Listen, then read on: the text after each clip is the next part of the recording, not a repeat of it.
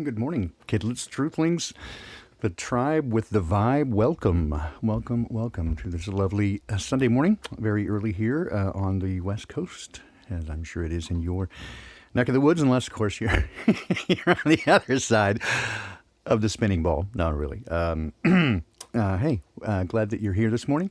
Great to have you with me, and thanks for putting up with a little noodling there as I just try to clear my mind. Just kind of a little extemporaneous keyboard music to kind of just see what the spirit brings this morning. So I'm glad to see everyone here. Of course, Winston, I know you're an early bird, early riser. Janet, good to see you. Mark, Joe Ray, hey, good to see you, my friend. Let's start jamming, man. I'm ready. I'm getting the itch. Started working on a little bit of a little tune for Trey Clark, and I'm getting in the mood, man. It's starting to make me feel like almost a musician again. So, hey, Rocker Chick, welcome. It's good to see you this morning. And Billingtano and all the usual suspect. It's great to have you here as we dig into a little bit more of Proverbs. One question that has come up several times before I began is one of the things that you will see a lot in Scripture, especially in the work of David, which is the Psalms, primarily the work of David, the king, as well as Proverbs. And in a variety of places, you'll see the expression. I don't like worms, Winston. He says the early bird gets the worm, and I'm like, what? But I don't like worms. But one of the questions. Hey, Josh, welcome, man. Great to see you. As well as Ted Summer. It's great to have you guys here. So one of the questions that gets frequently asked is why this phrase "fear the Lord." Like, what am I supposed to run around and go, I'm scared? Let's delve into that a little bit. In the context of the way it shows, I don't think panic is necessarily what's implied. Although I will say, as you see this little blue thing on the screen here, this is, I would say, similar to what I saw when I first experienced Dad, the father, come approach me with sort of a blue shimmery thing like this, and I was scared shitless. I gotta tell you, when I recognized quickly what was happening, I was terrified because when you encounter something that powerful and realize it could blow you apart just with a thought and not even a conscious thought, almost as if they're keeping you together with conscious energy rather than the opposite. And so I suppose there is, some trepidation when encountering that. But for most folks, I understand that I recognize that as I talk to people, that's fairly unique to me. There are very few people that I've met that's had such a personal experience that way. And I can't explain necessarily why. I don't think it... I'm like anything great. It's just that's part of my experience, right? So, but most people, it seems, have not had an experience like that, and so this idea of being fearful or to fear the Lord seems a little weird. But I would express it this way because I feel like I do understand it as best I can, at least in my experience with the Creator, is similar to when I was a kid. I got in a fair amount of trouble. I will say when I was a very young child, not at all. It wasn't until I had a really bad teacher who traumatized me, and it was my mom still will not hear that person's name spoken because it irritated my mom a great deal. But my mom had her own issues, fair enough, for which I have forgiven her because I don't, it's not really her fault that it happened, just like it's not my fault that it happens. It just gets passed down from generation to generation. And as I mentioned previously, some of these things are not your fault, but they are your responsibility. It is your responsibility to do with what you know is happening. So similar. So anyway, when I would get in trouble, usually it was my mom that meted out punishment, and very rarely my dad. Now I have to say about my dad, he's probably the best human being that I have ever known. Just an amazing, beautiful person, and I grieve all the bad things that have happened to him without getting too much into that. The most amazing person, hardworking, slow to anger, thoughtful, just, comes from hearty German stock. And can't say enough about my dad and his mom, my grandmother, long since passed, but just really, really salt of the earth people. And again, it was very rarely my dad who meted it out, but on a couple of occasions, my parents apparently decided that I had done such a foul thing that my dad was going to mete out the punishment, and I was scared to death because my dad is really strong, and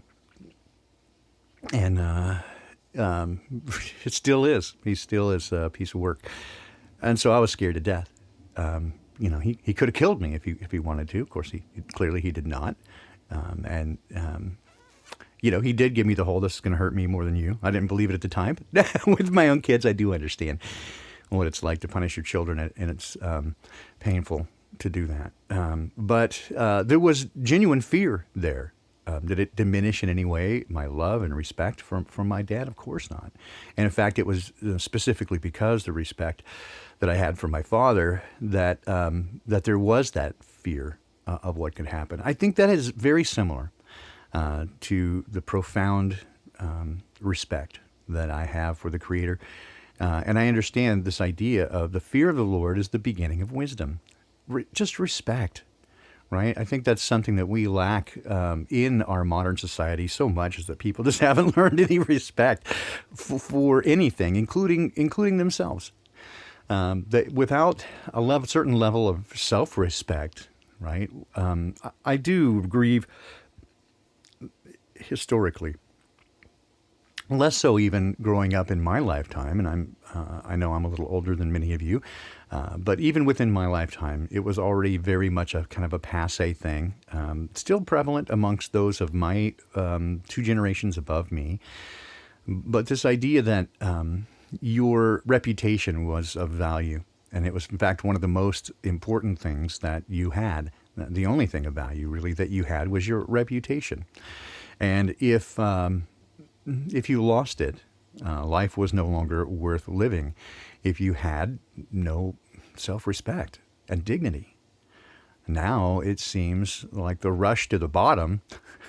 Let's see who can be the most outrageous and the most hideous. And I don't know. I don't want to judge anybody. I just say that I think that it has. There are many things that I do grieve in terms of the changes in the world. One of them that I early became aware of in probably my early teens was experience of staring up at the stars in a place with very little light pollution, and the feeling of insignificance or just wonder and awe looking up at the stars and imagining what is out there was enough to change my worldview.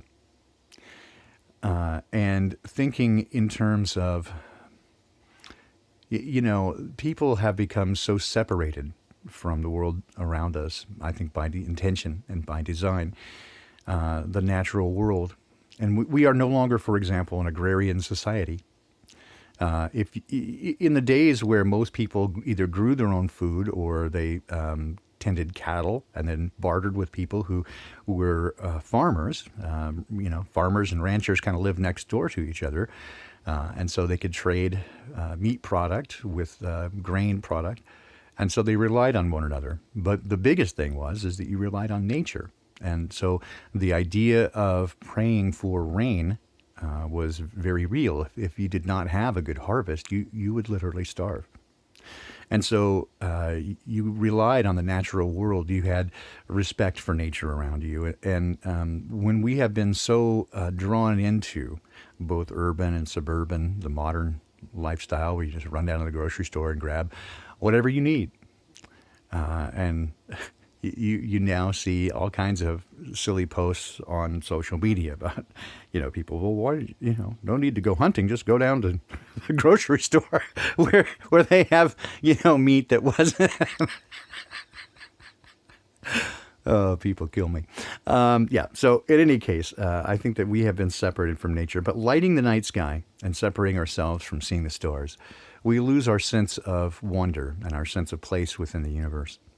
And in such a way that it is easy to lose sight of this amazing world that we find ourselves in, and the nature of creation and the understanding and the sense that it is created.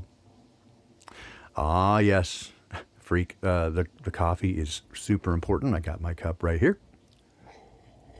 Oh, fuck, that's good. If you want some of that coffee, I got an idea for you. You can show up. Let me put this together for you here, and I'll put that up there. You can join us at Flattoberfest coming up on October 24th, just not too far away now. I have gotten a miracle myself, and so I'm going to show up, hang out with Zach Zabala, Good Times for All in the chat, as well as Cami Nodell. You may know her as Eisling77717. And we're going to hang out in the lab, and I'm going to make some coffee for folks and give you a chance to taste this delicious coffee. So, yeah, if you can, make it. I'm not doing any presentations or anything. I'm probably just going to hide out. You probably won't even recognize me, and I'll love that. No, I'm very shy these days, so be gentle with me. But I think it'll be an amazing time to get together with other people, like-minded folks, and just share this energy. And of course, we know, or at least we have observed, this electromagnetic world around us that we both transmit and receive electromagnetic signals that carry our emotions and our thoughts and our intentions. And when you get in close proximity to others within that 6 feet that we've been told we can't do anymore, that we do get to share these experiences together. So I hope that you'll join us if you're able to. That would be super great. All right, let's dig in. Well, tell Cami I said hi, Bob. Also, I bet her coffee is good. It may not may not be as good as mine, but I'm sure that it's good as well. All right, let's take a look here. We'll get started. Today being the 4th of October, again, the principle or the premise here for Ancient Wisdom for a Modern World is taking a look at the book of Proverbs primarily. There is, for those folks who are not familiar with Scripture, have not ever dived in, then we will... I have found that, again, you can start at the beginning. That's a good place to start, I suppose. But if you are uncertain about that sort of thing, or especially, again, some people say start in the Gospels, you get the stories of Jesus. Again, if you're unfamiliar with kind of the whole premise, it may be a little confusing at first because the language used is very different. And remember that it comes from the past and a culture that we're not familiar with, and they make a lot of agrarian references that may not be familiar to you. But irrespective of all that, I think you'll find in the book of Proverbs an enormous amount of wisdom and prescient observation about the nature of man and his character, as well as just general, I would say axioms of life and these proverbs of wisdom. And to me, it's a great place to start. There are 31 chapters in the book of Proverbs. So there are, in some months, 31 days. It gives you the opportunity, if you like, to read one chapter each day, and I recommend it. My challenge is to read it for 3 months straight. And first thing in the morning, just before you roll out of bed, pull up the Proverbs for the day and read the whole chapter through and meditate on it. I believe it will change your heart and it will change your day. In many cases, it's perfect for whatever you need for the day. It gives you some great things to rely on. So we'll jump in. I'm going to start with Proverbs 3, even though today is 4. We'll do 3 and 4 today from a couple of different translations. And I hope that you'll take time to meditate and consider it as I read this to you. So join along, and I'll give you some appropriate stuff here, and we'll jump right in here. My son, don't forget my teaching, but let your heart keep my commandments, for they will add length of days, years of life, and peace. Don't let kindness and truth forsake you, but bind them around your neck and write them on the tablet of your heart. So you will find favor and good understanding in the sight of God and man. Trust in the Lord with all your heart, and don't lean on your own understanding. In all your ways acknowledge him, and he will make your paths straight. Don't be wise in your own eyes, but fear the Lord and depart from evil. It will be health to your body and nourishment to your bones. Honor the Lord with your substance, with the first fruits of all your increase. So your barns will be filled with plenty, and your vats will overflow with new wine. My son, don't despise the Lord's discipline, neither be weary of his correction. For whom the Lord loves, he corrects, even as a father reproves the son in whom he delights. Happy is the man who finds wisdom, the man who gets understanding. For her good profit is better than getting silver, and her return is better than fine gold. She is more precious than rubies. None of the things you desire are to be compared to her. Length of days is in her right hand. In her left hand are riches and honor. Her ways are ways of pleasantness, and all her paths are peaceful. She is a tree of life to those who lay hold of her. Happy is everyone who retains her.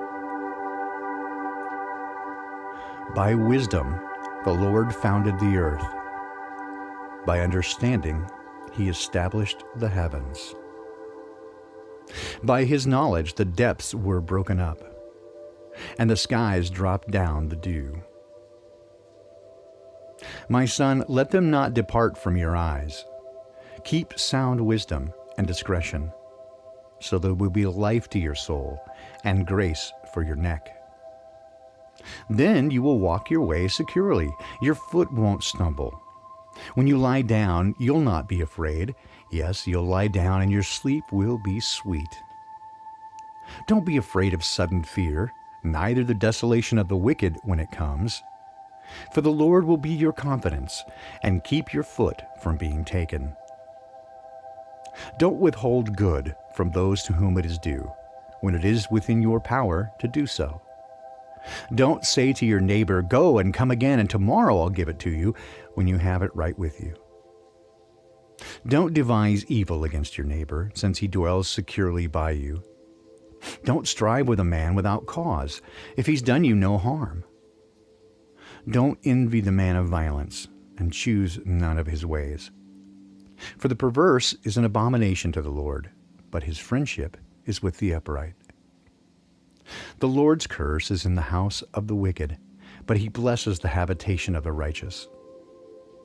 Surely he mocks the mockers, but he gives grace to the humble. The wise will inherit glory, but the shame will be the promotion of fools. That is Proverbs 3. There is so much to tackle in that. This is actually just some of my favorite stuff. One of my favorite verses of all has been Proverbs 3:4, or rather 3:5 and 6. Trust in the Lord with all your heart, and lean not unto your own understanding. In all your ways acknowledge him, and he will direct your paths. It's just kind of the whole thing summed up in one concise little bite, and I love that. For those of us who have been on this journey and have seen the nature of the lie provided to us about where we live, there's a lot of fascination to me. In fact, even before I knew this, I still found a great deal of awe in this passage. By wisdom the Lord founded the earth, and by his understanding established the heavens, or the firmament. By his knowledge the depths were broken up, the waters above and the waters below, and the skies that dropped down the dew. It is clear when you pay close attention that he is indeed not only wise, but incredibly intelligent. All right, we'll move on to chapter 4 here. Give me just a moment. And switch over here to chapter 4. Listen, sons, to a father's instruction. Pay attention and know understanding. For I give you sound learning. Don't forsake my law, For I was a son to my father, tender, and an only child in the sight of my mother. He taught me and said to me, let your heart retain my words, keep my commandments, and live. Get wisdom, get understanding. Don't forget and don't deviate from the words of my mouth. Don't forsake her, and she will preserve you. Love her, and she will keep you. Wisdom is supreme. Get wisdom. Though it cost all your possessions, get understanding. Esteem her, and she will exalt you. She will bring you honor when you embrace her. She will give to your head a garland of grace. She will deliver a crown of splendor to you. Listen, my son, to my sayings. The years of your life will be many. I have taught you in the way of wisdom. I have led you in straight paths. When you go, your steps will not be hampered. When you run, you won't stumble. Take firm hold of instruction. Don't let her go. Keep her, for she is your life. Don't enter into the path of the wicked. Don't walk in the way of evil men. Avoid it and don't pass by. Turn from it and pass on. For they can't sleep unless they do evil. Their sleep is taken away unless they make someone fall. For they eat the bread of wickedness and drink the wine of violence. But the path of righteousness is like the dawning light that shines more and more until the perfect day. The way of wickedness is like darkness. They don't even know what they're stumbling over. My son, attend to my words. Turn your ear to my sayings. Do not let them depart from your eyes, and keep them at the very center of your heart. For they are life to those who find them, and health to their whole body. Keep your heart with all diligence, for it is out of the wellspring of life. Put another way, that one says, above all else, guard your heart, for from it comes the wellspring of life. I love that. Put away from yourself a perverse mouth. Put corrupt lips far from you. Let your eyes look straight ahead. Fix your gaze directly before you. Make the path of your feet level. Let all of your ways be established. Don't turn to the right or the left. Remove your foot from evil. Take a look at this again from the Message. A nice modern summation. It does stray a bit from the original language, but it does also encapsulate some of these ideas well.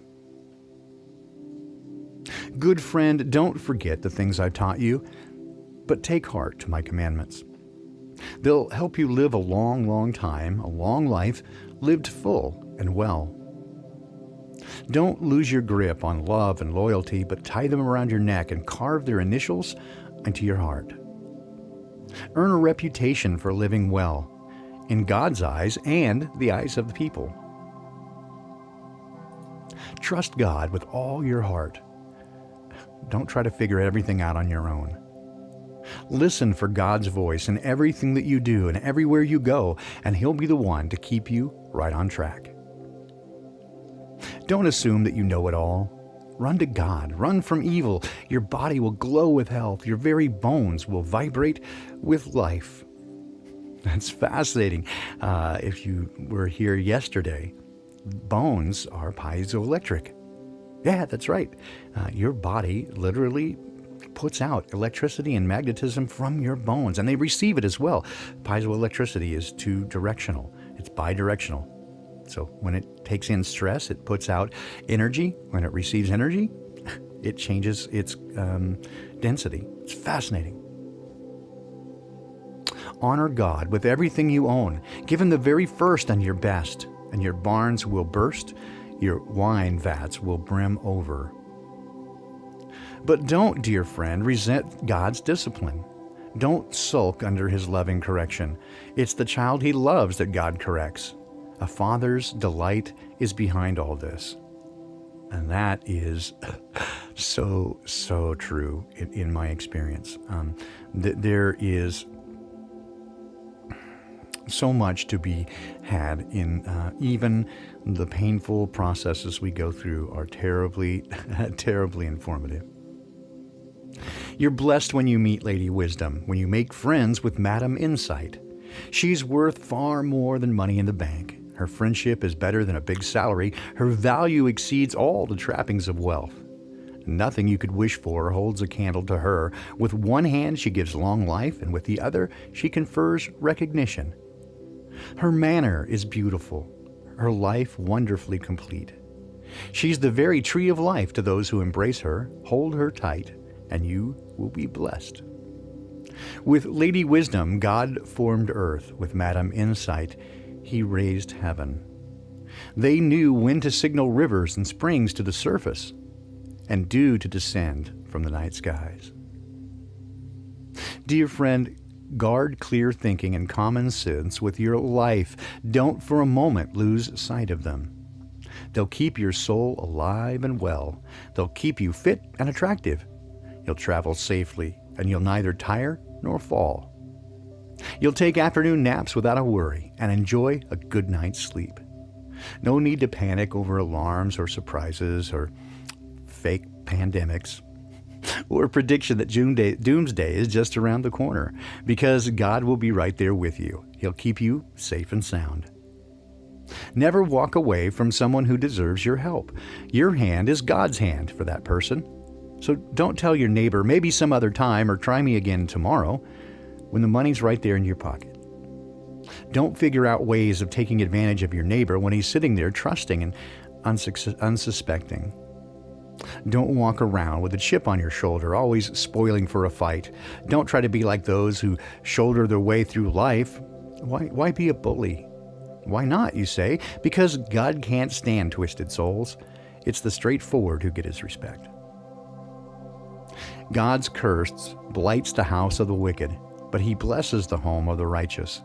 He gives proud skeptics the cold shoulder, but if you're down on your luck, he's right there to help.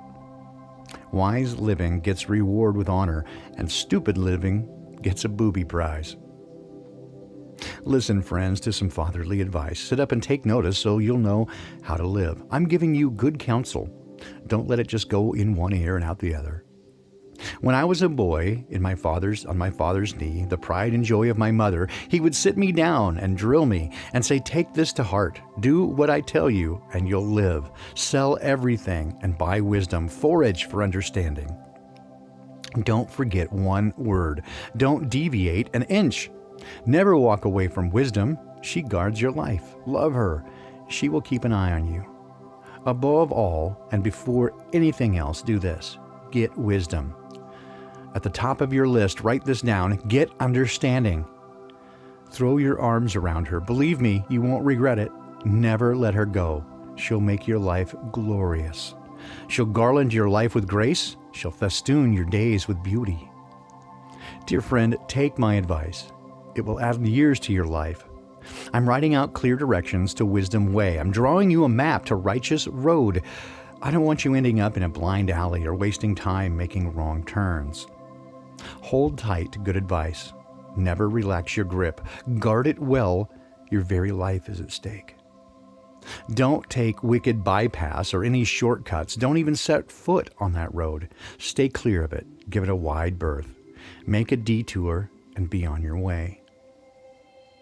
Evil people are restless unless they're making trouble. They can't even get a good night's sleep unless they've made life miserable for someone. Perversity is their food and drink, and violence is their drug of choice. The ways of right living people glow with a bright light. The longer they live, the brighter they shine. But the road of wrongdoing gets darker and darker. Travelers can't see a thing. They just fall flat on their faces. Dear friend, listen well to my words. Tune your ears to my voice. Keep my message in plain view at all times. Concentrate. Learn it by heart. Those who discover these words to live by will really live.